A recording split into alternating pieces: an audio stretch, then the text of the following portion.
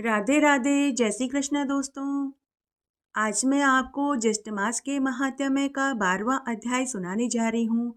अब तक हमने ज्येष्ठ मास के 11 अध्याय सुने हैं। आशा करती हूँ आपको सभी अध्याय अच्छे लगे होंगे। आगे महात्म्य सुनने से पहले आपसे एक करुण रिक्वेस्ट है कि अगर अभी तक आपने मेरे चैनल को सब्सक्राइब नहीं किया है तो कृपया मेरे चैनल को सब्सक्राइब करें, बेल आइकन जरूर प्रेस करें ताकि मेरा आगे आने वाला वीडियो सबसे पहले आपको मिले। धन्यवाद।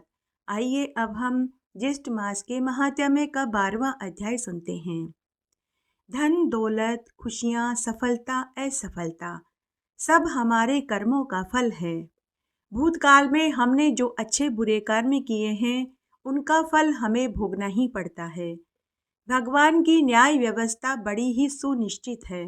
अच्छे कर्म करने वालों को अच्छा फल और बुरे कर्म करने वालों को बुरा फल भोगना ही पड़ता है। कल हमने जो कर्म किए उसका फल हम आज भोग रहे हैं और आज जो हम कर्म कर रहे हैं उसका फल आगे आने वाले समय में भोगेंगे। हम खुद अपना भाग्य लिखते हैं। प्रत्येक मनुष्य को उसके भाग्य के अनुसार ईश्वर फल देते हैं। कर्मों का फल भोगे बिना मनुष्य को मुक्ति नहीं मिलती। इंसान जो करता है उसे वही मिलता है। अच्छे कर्म करता है तो अच्छा फल, बुरे कर्म करता है तो बुरा फल भोगना ही पड़ता है। पका हुआ फल कभी कड़वा नहीं निकलता, वह हमेशा मीठा ही निकलता है। कोई किसी के दुख का कारण नहीं होता। अपने ही अच्छे बुरे कर्म होते हैं जिसकी वजह से हमें सुख और दुख उठाने पड़ते हैं। आज हम जो भी कर रहे हैं वह हमारे पिछले कर्मों की देन है। इसी को प्रारब्ध कहते हैं। अजगर करे न चाकरी, पंछी करे न काज, दास मलूक कह गए सबके दाता राम। लोभ मोह माया स्वार्थ से ऊपर उठकर बिना सच्चे सुख की कल्पना नहीं की जा सकती। मेहनत से जो कमाया जाता है उसे ही हरि की इच्छा समझनी चाहिए। लोभ मोह माया डाह सभी दुख देने वाले हैं, इनसे बचना चाहिए। त्याग और परहित से बढ़कर कोई सुख नहीं। कभी किसी गरीब की मदद करके, प्यासे को पानी पिला के, भूखे को भोजन खिलाकर, अंधे को सड़क पार करा के जो सुख की अनुभूति मनुष्य को होती है उसका वर्णन तो किया भी नहीं जा सकता। किसी ने सही कहा है, कर्म वह आईना है जो हमें हमारा स्वरूप दिखाता है। आइए इस संबंध में हम एक छोटी सी कथा सुनते हैं। एक बार एक व्यक्ति एक मार्ग से गुजर रहा था। उस मार्ग में उसे एक जामुन का पेड़ दिखाई दिया। जामुन का पेड़ देखा आंखों ने, लेकिन आंख वहां तक चलकर नहीं जा सकती थी। चलकर गए पैर। पैर जामुन तोड़ नहीं सकते थे तो जामुन तोड़े हाथों ने। हाथ जामुन खा नहीं सकते थे तो जामुन खाया मुंह ने। जामुन गया फिर पेट में, लेकिन जामुन के पेड़ के मालिक ने मारा उस व्यक्ति को पीठ पर, जबकि पीठ की तो कोई गलती ही नहीं थी। गलती तो आंख ने करी थी, तो सजा भी आंख को ही मिलनी चाहिए थी। तब वह व्यक्ति अपने इसी संशय को दूर करने के लिए दूसरे दिन अपने गुरुजी के पास गया। उसने अपने गुरुजी से पूछा कि हे गुरुदेव, जामुन देखा तो मेरी आंखों ने था, फिर मार पीठ पर क्यों पड़ी? तब गुरुदेव मुस्कुराते हुए बोले कि हे पुत्र, सजा तो आंख को ही मिली है। व्यक्ति ने पूछा कि कैसे गुरुदेव? गुरुदेव ने कहा कि पुत्र, माना कि डंडा पीठ पर पड़ा, लेकिन तरस से रोई तो आंखें ही थी। अंत में सजा तो आंखों को ही मिली। मनुष्य खुद अपने कर्मों का स्वामी है। अपने कर्मों को वह अपनी विरासत में पाता है। जैसे शुभ अशुभ कर्म होंगे, परिणाम भी वैसे ही शुभ और अशुभ होते हैं। प्रत्येक मनुष्य का भाग्य उसके अधीन है। वह जैसा चाहे अपना भाग्य खुद लिख सकता है। मनसा वाचा कर्मणा, कायिक वाचिक और मानसिक, यह हमारे कर्म हैं। कायिक कर्म वे होते हैं जो दिखाई देते हैं, जैसे किसी को शारीरिक यातना पहुंचाना, मारना, पिटाई करना। वाचिक कर्म जैसे किसी के साथ गाली गलौज करना, अपशब्द बोलना, उसके मान सम्मान को ठेस पहुंचाना, ये वाचिक कर्म कहलाते हैं। और मानसिक कर्म जैसे दूसरों के प्रति बुरी भावना अपने मन में रखना, यह सब मानसिक कर्म कहलाते हैं। उसके बाद सभी ऋषि मुनि स्कंद मुनि से पूछने लगे कि हे मुनिवर, आप कृपा करके एकादशी का महात्म्य और मूर्तियों का विधान बताइए। तब स्कंद मुनि बोले कि हे ऋषि मुनियों, आज मैं तुमको एक पाप नाशिनी कथा सुनाता हूँ, जिसे तुम ध्यान से चित्त लगा करके सुनो। इस कथा को सुनने से ब्रह्म हत्या आदि जैसे पापों का भी नाश हो जाता है। तब स्कंद मुनि सभी ऋषि मुनियों को कथा सुनाने लगे कि एक बार काम्पिल नगर में वीर बाहु नाम का एक राजा रहता था। वह वीर बाहु राजा सत्यवादी, जितेंद्रिय, ब्रह्म वेद स्वरूप था। उत्तम भाव वाला, दयाशील, रूपवान, बलवान, कीर्तिवान और हमेशा भगवत भक्तों की सेवा में संलग्न रहता था तथा भगवान विष्णु की कथा कहानियों को सदा सुना करता था। हमेशा रात्रि जागरण करता, कीर्तन करवाता रहता, क्षमाशील और जितेंद्रिय था। उसके पास कुबेर के समान धन था। वह पुत्रवान था, पशुओं के प्रति हमेशा प्रेम और दया भाव रखता था, हमेशा अपनी ही स्त्री से प्रेम करने वाला था। उस राजा की एक गुणवती स्त्री थी। वह हमेशा विष्णु सेवा में संलग्न रहती थी। उस स्त्री के साथ यह विशाल नेत्रों वाला राजा पृथ्वी का पालन करता था। दोनों राजा रानी विष्णु भगवान को छोड़कर दूसरे किसी देवता को नहीं जानते थे। एक दिन उस महात्मा राजा के पास भारद्वाज मुनि आए। तब राजा ने उनको आया देखा तो उनका खूब आतिथ्य सत्कार किया। अर्घ्यपान देकर उनके चरणों उद्दक को धोकर अपने सिर पर छिड़का। उन्हें बैठने के लिए सुंदर आसन दिया। परम भक्ति भाव से प्रणाम करके मुनिश्रेष्ठ के सामने वह बैठ गया। राजा ने भारद्वाज मुनि से कहा कि हे मुनिवर, आज मेरा जन्म सफल हो गया, आज मेरा दिन सफल हो गया, आज मेरे राज्य का होना सफल हो गया। आज आप मेरे घर आए तो मेरा घर पुण्य हो गया। परमात्मा भगवान विष्णु की आज मुझ पर असीम अनुकंपा हुई है कि आज उन्होंने आपको मेरे घर भेज दिया। आज मुझ पर आपकी कृपा दृष्टि पड़ी तो मेरे कोटि पापों से मुझे मुक्ति मिल गई। मेरा राज्य, लक्ष्मी, हाथी, घोड़े, मेरी चतुर्गनी सेना सब आपके हैं। जिसके घर में जिस दिन द्विज श्रेष्ठ वैष्णव नहीं आते, उसका वह दिन निष्फल है। हे मुनिश्रेष्ठ, ऐसा शास्त्रों में कहा गया है। और जो ऋषिकेश भगवान के भक्त नहीं, वे मनुष्य पिशाच की भांति हैं, जो एकादशी के दिन भोजन करते हैं। ऐसे मनुष्य महापातकी कहलाते हैं। 1000 शिव व्रत से और कोटि सूर्य व्रत से तथा ब्रह्मा के व्रत से मुनियों ने जो फल कहे हैं, वे ज्येष्ठ मास की एकादशी के एक व्रत से ही प्राप्त हो जाते हैं। स्कंद मुनि आगे बोले कि हे ऋषि मुनियों, जब तक द्वादशी तिथि नहीं आती तभी तक ब्राह्मी और सांगरी तिथि गर्भ करती है। जब तक चंद्रोदय नहीं होता तभी तक तारा गणों का प्रभाव होता है।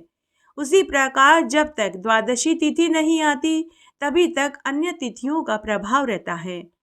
भारद्वाज मुनि राजा वीरबाहु से आगे बोले कि हे महाभाग्य राजन, तुमने बहुत अच्छा प्रश्न किया है, क्योंकि आप वैष्णव भक्त हैं। वह प्रजा धन्य है, वह धरती धन्य है जिसकी आप रक्षा करते हैं। हे राजन, जिस शास्त्र का राजा वैष्णव न हो, उस शास्त्र में नहीं रहना चाहिए। चाहे तो वन में या तीर्थ में जाकर रह ले, किंतु अवैष्णव राजा के राज्य में रहना उचित नहीं है। जहाँ पर भगवत भक्त राजा पृथ्वी का पालन करते हैं, उसी राष्ट्र को पाप रहित और वैकुंठ मानना चाहिए।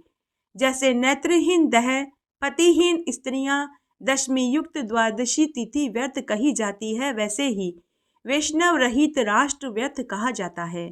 जैसे माता पिता का पालन पोषण न करने वाला पुत्र दशमी युक्त द्वादशी तिथि व्यर्थ है, वैसे ही वैष्णव राजा से रहित राष्ट्र व्यर्थ है। जैसे दान रहित राजा, रस विक्रय करने वाला ब्राह्मण दशमी विद्या एकादशी व्यर्थ कही गई है, वैसे ही वैष्णव रहित राष्ट्र व्यर्थ कहा गया है।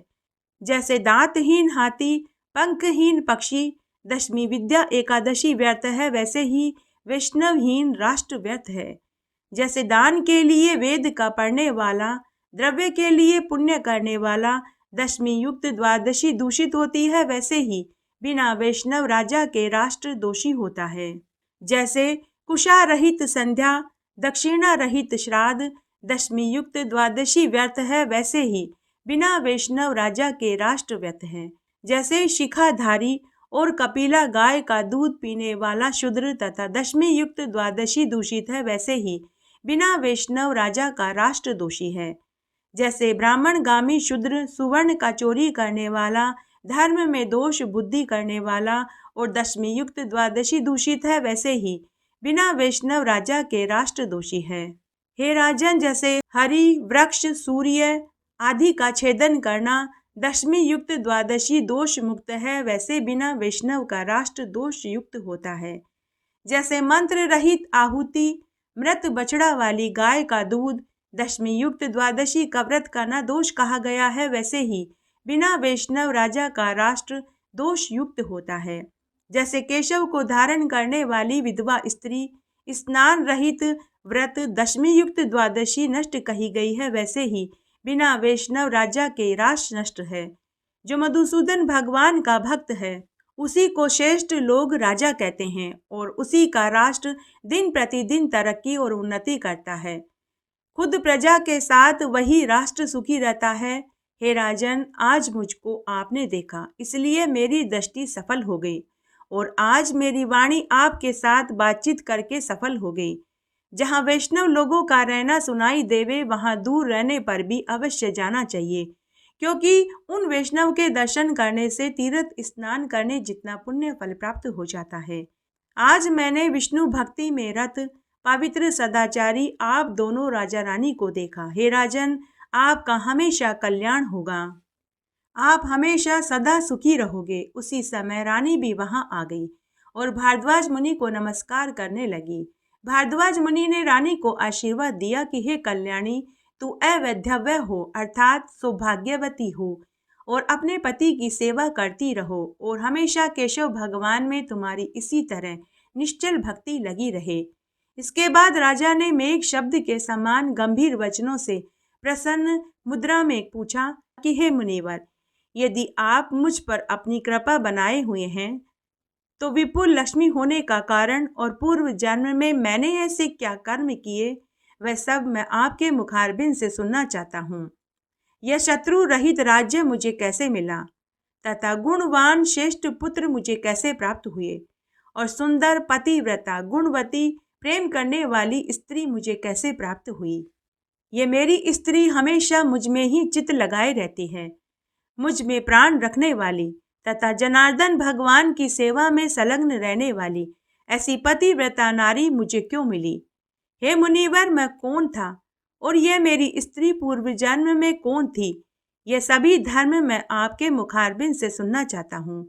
हे मुनिवर, मैंने और मेरी स्त्री ने पूर्व जन्म में ऐसा कौन सा पुण्य कार्य किया जिससे हमें इस लोक में अत्यंत दुर्लभ विपुल संपत्ति और प्रेम करने वाली लक्ष्मी स्वरूपा रानी मिली और समस्त देशों के राजा लोग मेरे वश में हैं तथा पराक्रम और शरीर की अयोग्यता हमारे कभी नष्ट न होने वाली है। हे मुनिवर, मेरा विपुल तेज कोई सहन नहीं कर सकता, वह मेरी स्त्री भी दोष रहित है। इस विषय में मैं प्रतिज्ञा करके कह सकता हूँ कि मैंने पूर्व जन्म में कौन सा पुण्य कार्य किया कि जिस कारण मैं इस जन्म में चक्रवर्ती राजा हुआ और मेरी इस स्त्री ने पूर्व जन्म में ऐसा कौन सा पुण्य कार्य किया जिससे इस जन्म में यह इतनी दयालु नेक दिल की महिला है। राजा के वचन सुनने के बाद भारद्वाज मुनि ने अपने योग बल से चिरकाल तक मन में ध्यान द्वारा निश्चय किया और फिर राजा से बोला कि हे राजन, यह सब पूर्व जन्म का कर्म है। आपकी स्त्री भी पूर्व जन्म में अर्जित कर्म के कारण ही इतने पुण्य धर्म करती है और हे राजन, मैं तुम्हारी और तुम्हारी स्त्री के पूर्व जन्म को जानता हूँ, तुम ध्यान से सुनो। मुनिवर बोले कि हे राजन, जिसका यह समस्त कर्म का फल है उसको आप ध्यान से सुनो।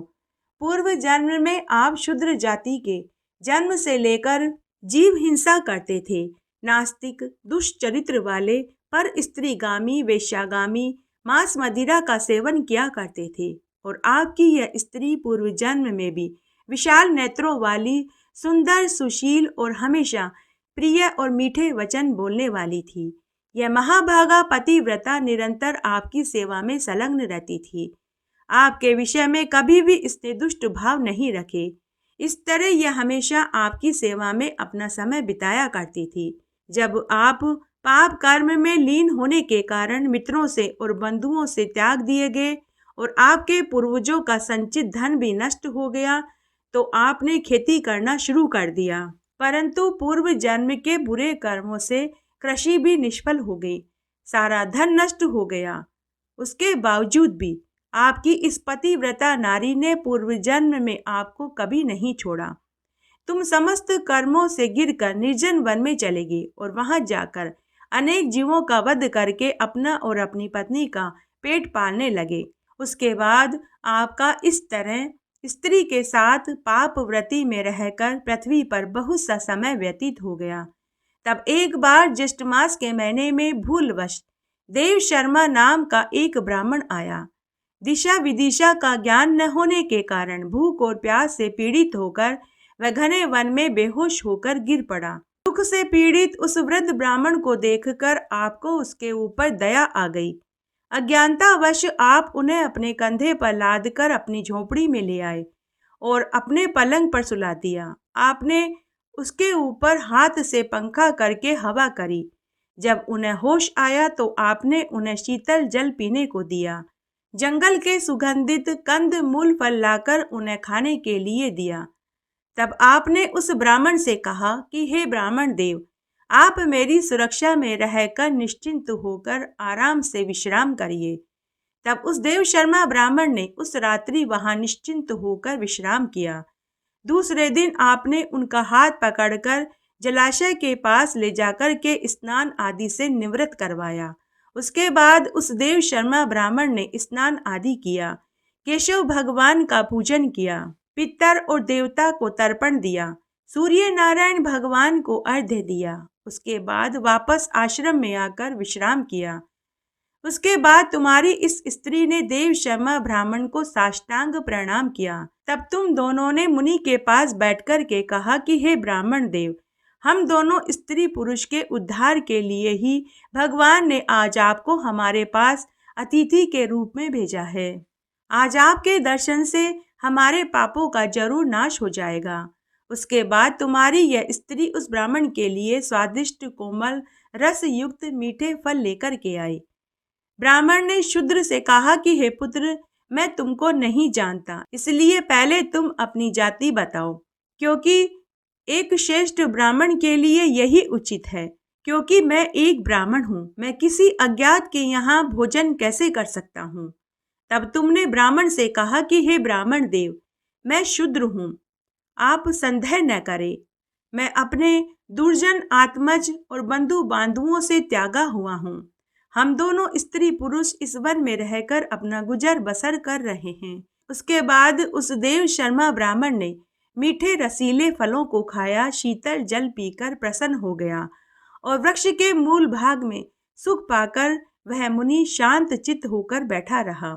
जब मुनि ने सात्विक शुद्ध भोजन किया, शीतल जल पिया, तब तुमने देव शर्मा ब्राह्मण से पूछा कि हे द्विश्रेष्ठ, यह वन तो जीवों से व्याकुल, मनुष्य रहित, दुख युक्त और रात्रि बड़ी भयानक है। फिर आप इस घने वन में क्यों आए थे? तब ब्राह्मण ने कहा कि हे पुत्र, मैं एक ब्राह्मण हूँ, प्रयाग को जा रहा था।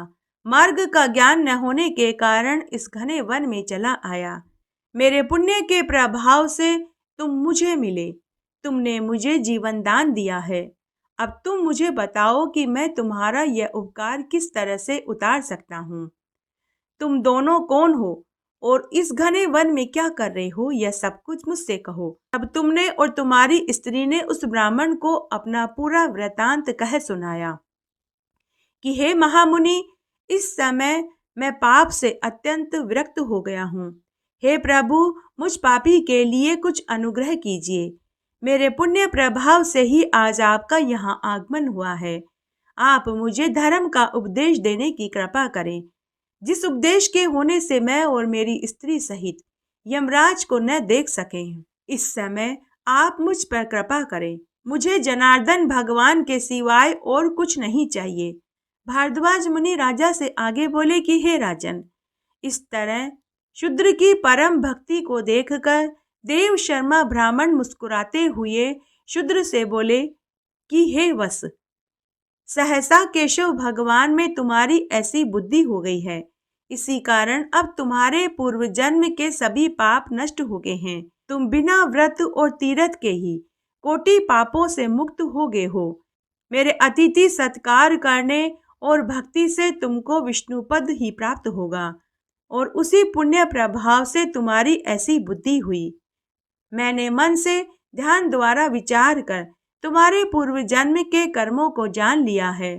तुम पूर्व जन्म में धर्मदत्त नाम के ब्राह्मण थे, जो अवंती नगर में रहा करते थे।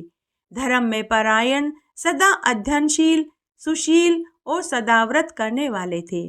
परंतु तुमने विष्णु भगवान का एक दशमी विद्या एकादशी का व्रत किया, इसी कारण तुम शूद्र हुए और तुम्हारे पाप में वृद्धि हुई तथा दशमी विद्या एकादशी व्रत के दोष से धर्म में चित्त नहीं लगा। विदर्भ नगर में तुम्हारी लड़की का लड़का रहता है।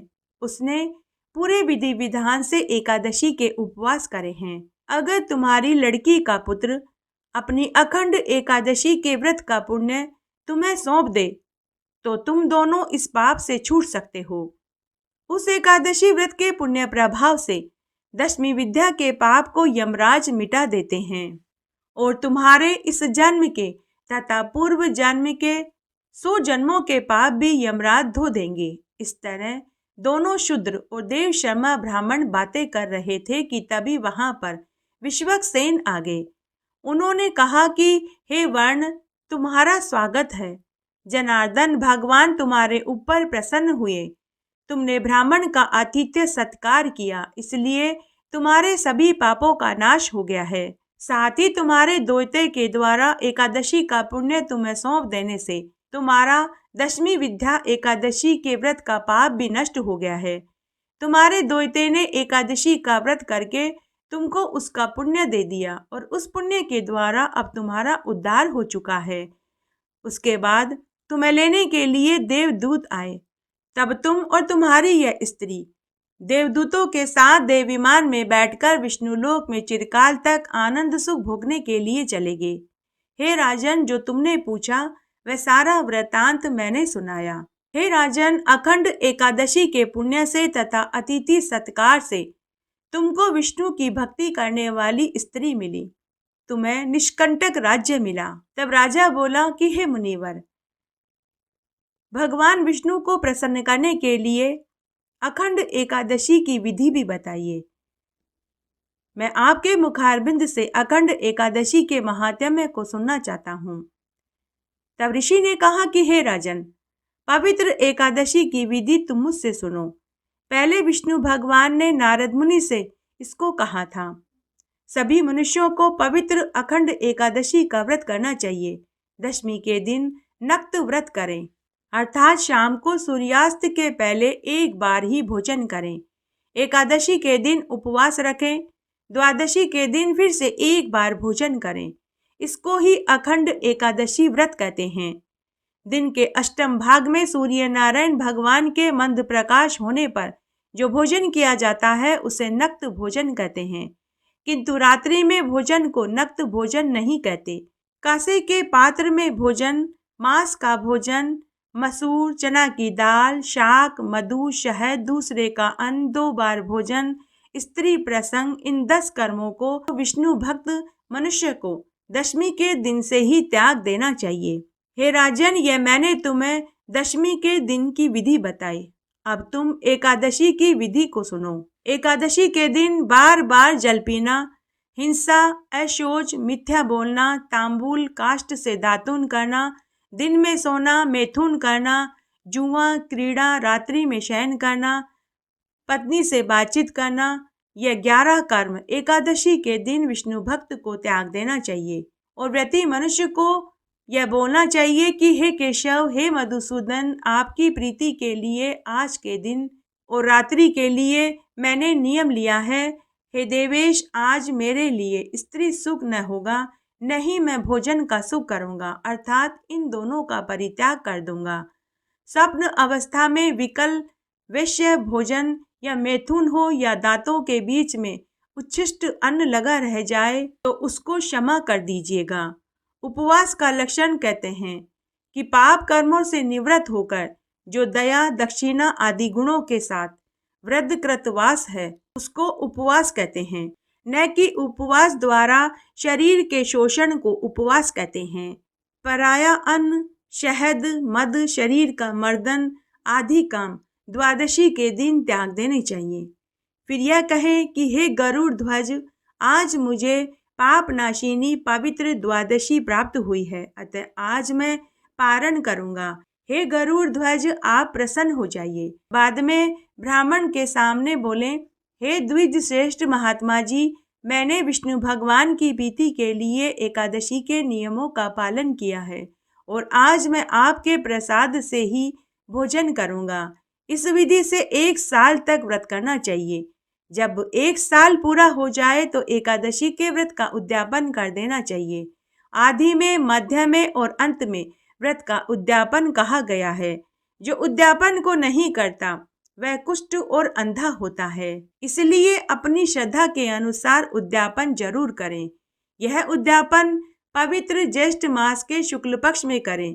विधि को जानने वाले 12 ब्राह्मण और 13वें विधि वेता सपत्नीक आचार्य को बुलाकर यजमान शौच स्नान करके जितेंद्रिय होकर श्रद्धा, पाद्य, अर्घ्य, वस्त्र आदि से आचार्य का पूजन करें। बाद में आचार्य को सुंदर पंच रंगों से सुव्रत भद्र चक्र मंडल बनाकर श्वेत वस्त्र से घेरा करें और पंच रत्न डालकर घट को जल से परिपूर्ण करें। पंच पल्लव से युक्त कर कपूर और अगरबत्ती से सुगंधित करें। घट पर तांबे का पूर्ण पात्र रखकर लाल रंग का वस्त्र और लाल पुष्पों की माला से सुशोभित करके सुव्रत भद्र मंडल के ऊपर स्थापित करें। उस घट के ऊपर लक्ष्मी नारायण भगवान की मूर्ति स्थापित करें। यह प्रतिमा 16 मासा स्वर्ण की होनी चाहिए और वाहन शस्त्र से युक्त 4 अंगुल प्रमाण की होनी चाहिए। यथाशक्ति बनावे, धन रहने पर लालच न करें। मूर्ति स्थापित करके मंडल में 12 मासों के देवों की स्थापना करें। उनके स्वामी की अखंड एकादशी व्रत के निमित्त पूजन करें। मंडल के पूर्व दिशा में सुंदर शंख की स्थापना करें और कहें, हे 5 जन्य, पहले आप समुद्र में उत्पन्न हुए थे और विष्णु भगवान ने आपको हाथों में धारण किया था तथा समस्त देवताओं ने तुम्हारा निर्माण किया, आपको नमस्कार है।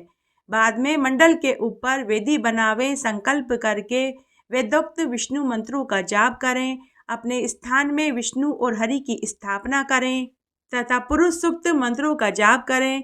नैवेद्य के लिए अनेक प्रकार के मोदक बनावें, धूप दीप नैवेद्य अर्पित करें, चंदन आदि से पूजन करके पदक्षिणा करें, नमस्कार करके क्रम से आचार्य और ब्राह्मण का पूजन करें, पहुमान सूक्त का पाठ करें, मंडल ब्राह्मण का पाठ करें, मधु मंत्रों का पाठ करें, तेजस्वी इत्यादि मंत्रों का पाठ करें। जबके बाद कलश के ऊपर सांग पांग विष्णु प्रतिमा स्थापित करें। दूसरे दिन सूर्य उदय के होने पर क्रम से हवन करें। प्रथम षोडश पात्र, प्रणता पात्र आदि स्थापित करके विधि से पूजन व स्तुति करके हवन करें। अपने गृह सूत्र के विधान से यज्ञ की अग्नि दिया करें और 2 चरु बनावे, जिसमें विष्णु के निमित्त खीर की चरु बनावे। उस चरु के पुरुष सूक्त से 16 आहुति देवें, घी से 4 आहुति देवें। घी में भिगोकर इदम विष्णु इस मंत्र को पढ़कर अंगूरी तक नाप की पलाश की समीधा में कर्म सिद्धि से निमित्त हवन करें। 101 समीधा की आहुति देकर उससे दुगनी 200 तिल की आहुति देवें। इस प्रकार वैष्णव हवन के बाद गृह यज्ञ आरंभ करें। समिधा के सब चरु व तिल हवन क्रम से करें तथा दोनों हवन से षष्ठीवाचन कर पूजा करें। बाद में ऋत्विज को धेनु आदि गृह दक्षिणा देवें। प्रधान देव के अतीत आचार्य ब्राह्मण को यथाशक्ति दक्षिणा देवें। दूध देने वाली गाय बछड़ा सहित दान में करें। 13 ब्राह्मणों को 13 प्रकार के अलग अलग दान देवें। सपत्नीक आचार्य को वस्त्र से महादान से संतुष्ट करें। 25 घट जल भर कर वस्त्र सहित पारण के बाद रात्रि में ब्राह्मणों को देवें। भूरी दान अर्थात भूयसी दक्षिणा देवें। बंधुओं और इष्ट मित्रों के साथ भोजन करें। आचार्य को दक्षिणा सहित पूर्ण पात्र का दान करें, क्योंकि पूर्ण पात्र के दान से कार्य की पूर्ति होती है और उपवास, व्रत और स्नान आदि करने से तीर्थों में जाकर स्नान करने जितना फल मिलता है। यदि घर में धन नहीं है और एकादशी का व्रत किया है तो यह ब्राह्मण के वचन से व्रत को पूर्ण करें, अर्थात ब्राह्मण से कहें कि हे ब्राह्मण देव, मेरे पास धन नहीं है, मैं एकादशी के व्रत का उद्यापन करने में समर्थ नहीं हूँ, मैंने एकादशी के व्रत किए हैं, मुझे एकादशी के व्रत का पूर्ण फल मिले। ऐसा यजमान के कहने पर अगर ब्राह्मण यह कह दे कि तुम्हें एकादशी का व्रत किया है तो तुम्हें इसका पूर्ण फल मिलेगा। इस तरह ब्राह्मण के कहने से यजमान को एकादशी के व्रत का पूरा फल मिल जाता है। अपनी शक्ति के अनुसार उद्यापन करें। हे पुत्र, मैंने यह तुम्हें अखंड एकादशी का महात्म्य सुनाया। आइए इस अध्याय में ज्येष्ठ स्नान की एक पौराणिक कथा सुनते हैं। एक बार एक गांव में 3 प्रकार के आदमी रहते थे, जिनमें एक मजदूर था, एक नामी पैसे वाला सेठ था और एक डाकू था। तीनों ही अपनी अपनी तरह से ज्येष्ठ मास का स्नान करते थे और व्रत करते थे। मजदूर मजदूरी करते हुए ज्येष्ठ के महीने में राधा दामोदर जी की पूजा करता और शाम को एक समय भोजन कर लेता था।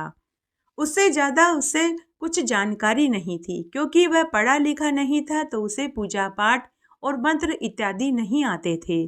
परंतु वह बड़ी ही ईमानदारी से ज्येष्ठ मास का स्नान करता, व्रत करता और अपने परिवार का पालन पोषण कर रहा था।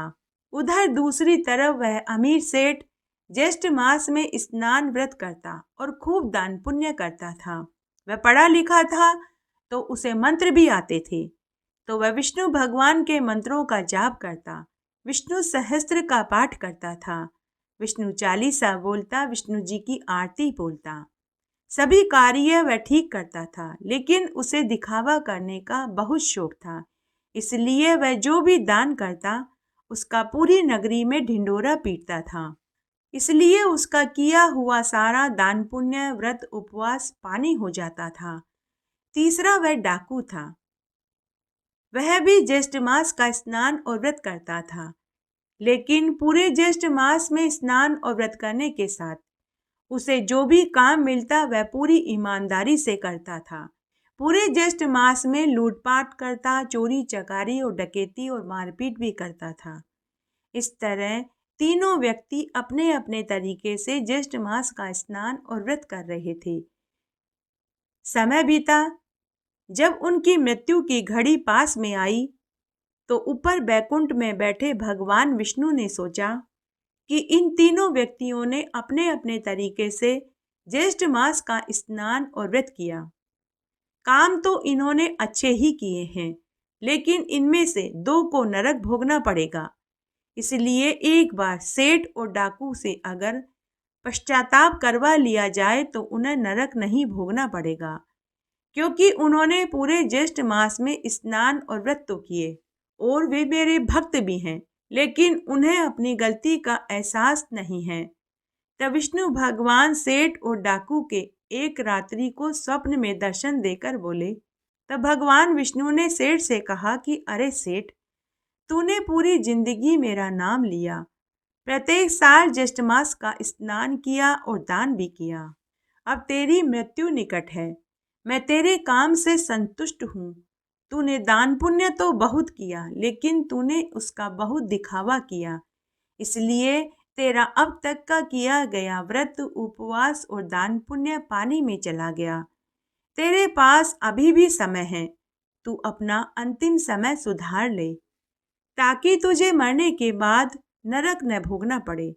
फिर भगवान विष्णु ने डाकू को स्वप्न में दर्शन देकर कहा, हे भक्त, तूने प्रत्येक साल ज्येष्ठ मास में स्नान और व्रत किया, लेकिन तेरा किया हुआ सारा बर्बाद हो गया। डाकू ने स्वप्न में ही भगवान से कहा कि हे ईश्वर, लेकिन मैं तो अपने परिवार का पेट पालने के लिए ही ये पाप का कार्य करता था। भगवान विष्णु ने डाकू से कहा, अगर तेरे पाप का दोष तेरे घर वाले ले लें तो तुझे ज्येष्ठ मास का पूरा फल मिल सकता है। दूसरे दिन जब सेठ सोकर उठा तो उसने अपने स्वप्न वाली बात अपने घर वालों को बताई, लेकिन सेठ के घर वालों ने सेठ के ऊपर ही दोष मढ़ दिया। किसी ने भी सेठ का पाप दोष अपने ऊपर नहीं लिया। तब सेठ मन ही मन सोचने लगा कि अब मैं जितने दिन भी जीऊंगा गुप्त दान करूंगा। उधर डाकू ने भी अपने स्वप्न वाली बात अपने परिवार वालों को बताई और पूछा कि मैंने चोरी डकैती तुम सबका पेट भरने के लिए करा था। क्या तुम में से कोई मेरे पाप का बोझ अपने सिर उठा सकते हो? तब डाकू ने अपने माता पिता से पूछा तो उसके माता पिता बोले कि बेटा, हम तो बुजुर्ग हैं, तेरा दायित्व था हमारा पेट भरना। तब डाकू ने अपनी पत्नी से पूछा तो पत्नी ने भी पाप दोष अपने सिर पर लेने से इनकार कर दिया। फिर डाकू ने अपने बच्चों और भाई बहनों से पूछा तो सभी ने इनकार कर दिया। सबने कहा कि हमारा पेट भरने का दायित्व आपके सिर पर था। हमने कभी नहीं कहा कि आप चोरी डकैती करके हमारा पेट भरो। उस दिन डाकू का माथा ठनका। उसने भी निश्चय कर लिया कि जितने दिन भी जीऊंगा मेहनत मजदूरी करके ही अपने परिवार वालों का पेट भरूंगा। इस तरह भगवान विष्णु ने अपने दोनों भक्तों से प्रायश्चित करवा लिया। तब उन तीनों को अंतिम समय में ज्येष्ठ मास का स्नान करने का फल मिला। जब उन तीनों की मृत्यु हुई तो उन्हें लेने के लिए देव विमान आया और उन्हें बैकुंठ का वास मिला। इसलिए ज्येष्ठ मास में स्नान और व्रत के साथ सच्चाई और ईमानदारी का भी ध्यान रखना चाहिए। ओम जय शिव ओंकारा, स्वामी हर शिव ओंकारा, ब्रह्मा विष्णु सदा शिव, बोले भोलेनाथ सदा शिव, अर्धांगी धारा, ओम हर हर हर महादेव, एकानन चतुरानन, पंचानन राजे शिव पंचानन राजे, हंसासन गरुड़ासन वृषवाहन साजे, ओम हर हर हर महादेव। दो भुज चार चतुर्भुज, 10 भुज अति सोहे, शिव 10 भुज अति सोवे, तीनों रूप निरखता त्रिभुवन जन मोहे, ओम हर हर हर महादेव। अक्षमाला वनमाला मुंडमाला धारी, शिव रुंडमाला धारी, त्रिपुरारी मुरारी कर कमला धारी, ओम हर हर हर महादेव। श्वेतांबर पीतांबर बाधांबर अंगे, शिव बाधांबर अंगे, सनकादिक ब्रह्मादिक भूतादिक संगे, ओम हर हर हर महादेव। करके मध्य कमंडल चक्र त्रिशूल धरता, शिव चक्र त्रिशूल धरता, सुख करता दुख हरता जग पालन करता, ओम हर हर हर महादेव। लक्ष्मी वर सावित्री पार्वती संगे, शिव पार्वती संगे, अर्धांगी गायत्री सिर सोहे गंगे, ओम हर हर हर महादेव। काशी में विश्वनाथ विराजे, नंदो ब्रह्मचारी, शिव नंदो ब्रह्मचारी, नितुट दर्शन पाऊं नितुट भोग लगाऊं, महिमा अति भारी, ओम हर हर हर महादेव। ब्रह्मा विष्णु सदा शिव जानत अविवेका, शिव जानत अविवेका, प्रणवाक्षर के मध्य ये तीनों एका, ओम हर हर हर महादेव। त्रिगुण स्वामी जी की आरती जो कोई जन गावे, शिव जो कोई जन गावे, कहत शिवानंद स्वामी मन वांछित फल पावे, ओम हर हर हर महादेव। ओम जय शिव ओंकारा, स्वामी हर शिव ओंकारा, शिव पार्वती का प्यारा, शिव ओढ़त मृग छाला, शिव बरसत जलधारा, शिव पीवत भंग प्याला, शिव पहनत मुंड माला। भोले भोलेनाथ सदा शिव, काशी विश्वनाथ सदा शिव, पार्वती का प्यारा, ओम हर हर हर महादेव। जय हो महादेव, पार्वती, गणेश, कार्तिकेय, नंद केसर की जय। बोलिए तुलसी माता की जय।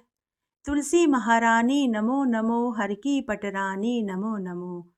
बन तुलसी पूरण तप कियो मैया, शालिग्राम महापटरानी। जाके मंज मंजरी कोमल मैया, श्रीपति चरण कमल लपटानी। धूप दीप नैवेद्य आरती मैया, पुष्पन की बरसा बरसानी। 56 भोग 36 व्यंजन मैया, बिन तुलसी हर एक न मानी। सामरो सकी माई तेरो यश गावे मैया, भक्तों वर दीजे महारानी। तुलसी महारानी नमो नमो, हर की पटरानी नमो नमो। इस तरह आज हमने ज्येष्ठ मास का 12वां अध्याय सुना, 12वें दिन के स्नान की कहानी सुनी, देवों के देव भगवान महादेव और तुलसी माता की आरती सुनी। आशा करती हूँ आपको इस अध्याय को सुनने का पूरा फल मिलेगा। मेरे साथ बने रहने के लिए आपका धन्यवाद। आगे आने वाली कथा कहानी के लिए भी आप इसी तरह मेरे साथ बने रहें। धन्यवाद।